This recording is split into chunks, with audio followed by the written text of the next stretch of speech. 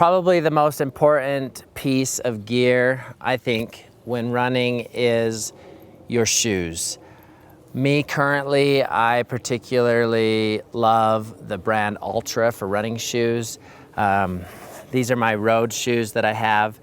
What I like about them is they are zero drop all the way across, which means your heel and your toe are, same level. But that's not exactly my favorite part, and there's dispute in the running world of whether that's necessary or not, but probably the best thing is the wide toe box. It is the shape of your foot instead of being super narrow. In all my years of running, the thousands of miles that I have run, I have never even come close to losing a toenail. That's a scary thing you hear about, people losing toenails in races or hiking, but I have never lost a toenail. And I haven't always run with Ultras, but I've always run with a shoe that has plenty of room in the toe. These are road shoes. These are trail shoes. And just while I'm at it, the trail shoes have a rock plate in them. The rock doesn't go through. They're more traction. They are heavier, so I don't use these when I'm just running on the road. It's only when I'm running trail. This thing hanging off here is called a gator. It stops dust and rocks from getting in your shoes. I remember actually when I ran the 100-mile race, it's the only 100-miler that I did, and pretty much everybody had these, and I didn't even know what they were. I was like, what in the world? I did not get the memo. What are these things on their feet?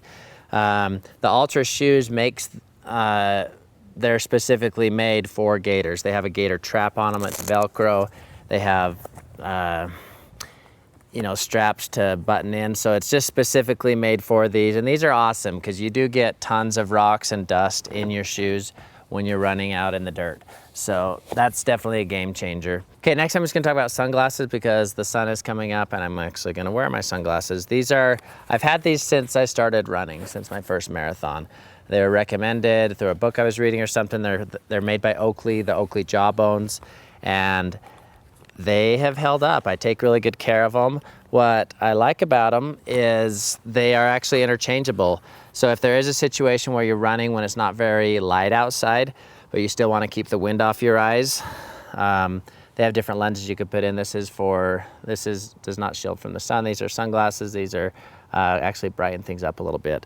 So, and you wouldn't think that's really necessary, but going back to my 100-mile race, that was just the most extreme running conditions. So I always compare everything to that. But we ran through the night and the cold wind was blowing on us the entire night and our eyes were all glossing over and people were we were almost becoming blind. Not a permanent blindness, but everything was completely blurry. So when there's a cold wind on your face especially, you need to protect your eyes.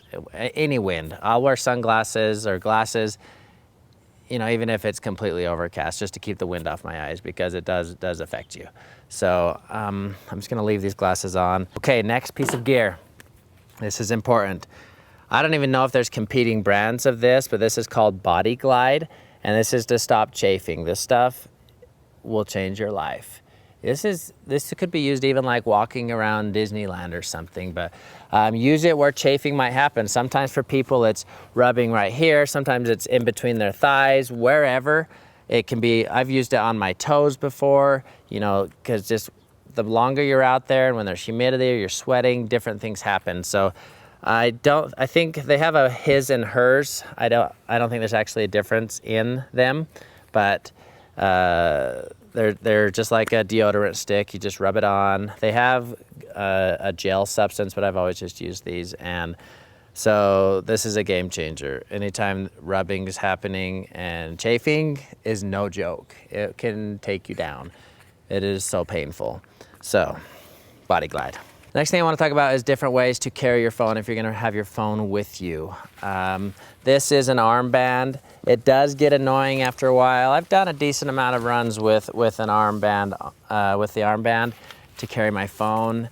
Taking a selfie when you're out there in Mother Nature, it's kind of just part of it. Or maybe it's for safety reasons, but you may have to figure out a way to carry your phone. This is a pretty good option. This is a waistband that I used this barely when I hiked Temp because I didn't want to have this on my arm the whole time, but this fits your phone just fine. It goes around your waist. It was something on my waist, but we were just walking, not running, so it wasn't that big of a deal. Different options, you got to figure out if you're going to carry your phone, how you're going to do it. Okay, for music, I'm a music listener. Some people, they want to get out into Mother Nature and just listen to the birds chirping. I love having a good song to keep me moving. That's my release. I love having music with me. Headphones have evolved a ton since I started running. Actually, this is hooked up to my camera. The headphones I used to use were basically like this, something over the ear, but it had wires, so it was annoying if you had to stop and go to the bathroom or whatever, and you did have to carry your phone with you. But these were kind of basically the first ones I started with. Currently, I use the second to last generation of AirPods, and I don't think I have the perfect ears for it. Anyways, they fall out when I get sweating, or if I accidentally bump them, they will fall out. They're not flawless. But there's a fun little product. These things are super cheap. It's like $5 for a pack of 6 of these. I don't know. You can get them on Amazon, but the AirPod just slips right into it, and it tucks into your ear. And these do not come out, no matter what. Well, I mean, you can take them out if you want to, but accidentally, they have never come out of my ears. No matter how much I'm sweating or running or taking a shirt off, whatever, these stay in my ears. So I highly recommend, if you're using AirPods, use these, but just find something that's comfortable for you. But music, I love having my music on my runs. This is a fun little piece of equipment. This is for your race bib, for your number. What it does, usually the only other option is to pin it to your shirt.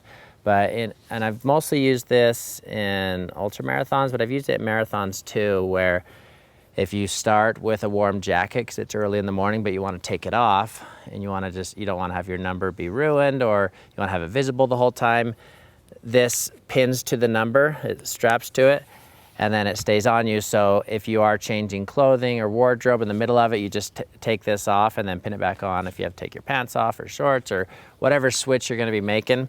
This makes it really convenient to be wearing your bib the whole time. Night running, sometimes this is completely necessary. I prefer not to ever night run in the winter time. I can handle the dark, I can handle the cold, but when they're together, nope. I've kind of just become a run inside on treadmills all winter kind of a guy. But headlamp can be very necessary. Sometimes you have to wake up before your kids get up, depending on your situation, or before work, and you need to be able to see where you're going. And I'm gonna put links in the description of this video. Maybe I'll put like an Amazon shopping list. You can see a lot of exactly this stuff. Pretty much all this stuff I got on Amazon, most of it. Some of the bigger backpacks and stuff I got at my local running store, but this is a super bright light, if you can see that, and it lasts forever. It's super cheap. Headlamps have come a long ways. It has a red light on the back where that's recommended when you're running on roads at night, so they can see you coming from both ways, but it's got a few different settings on it, but find yourself a good headlamp. We use these especially when we hiked Mount Timpanogos. We used it for the first half of the hike. We started at 2 in the morning and we hiked till sunrise, so we used our headlamps a lot, and it was really nice to have a really bright headlamp. On the same lines, we have these from our Ragnar race. Their rules are that you have to wear this until sunrise. This is just a thin little vest. It doesn't really affect you very much. Whatever clothing you have on, you put this on top, and it just makes you very visible for safety for cars at night.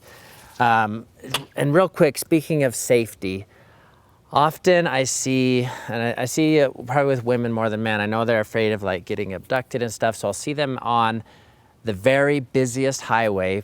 Cars are driving 70 miles an hour on it, and I'll see people running on it. And I live in an area where there are tons of back roads to run on.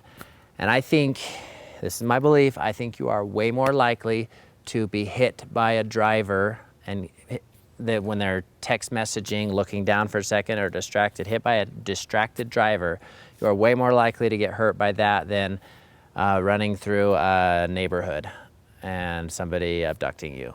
You know, I mean, bring whatever safety you think you need. Bring pepper spray, mace, whatever, or bring a dog with you, or running buddies are great, but man, stay off those busy roads. Unless I have to run on busy roads, and I don't do it for very long. Get off the road as far as you can and always run against traffic. So just a little side note on safety.